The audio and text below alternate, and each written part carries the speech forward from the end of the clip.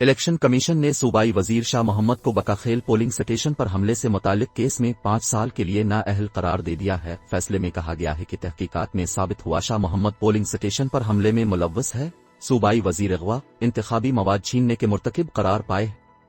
تفصیلات کے مطابق چیف الیکشن کمشنر سکندر سلطان راجہ نے بنوں کی تحصیل بکاخیل میں بلدیاتی انتخابات کے دوران پولنگ سٹیشن پر حملے اور امن و امان کی صورتحال خراب ہونے کا نوٹس لیا تھا اور انتخاب بھی ملتوی کرنا پڑ گیا تھا۔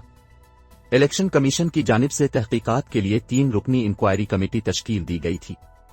الیکشن کمیشن نے بنوں کی تحصیل بکاخیل میں امن و امان سے متعلق کیس کا آج فیصلہ سناتے ہوئے شاہ محمد کو 5 سال کے لیے نااہل قرار دے دیا ہے، جبکہ ان کے بیٹے مامون رشید بھی الیکشن لڑنے کے لیے نااہل ہو گئے۔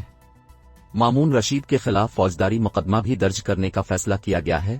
الیکشن کمیشن کا فیصلے میں کہنا تھا کہ مامون الرشید الیکشن نہیں لڑ سکے، گلباز خان، محبت خان اور قدرت اللہ کے خلاف بھی کیسز دائر کریں۔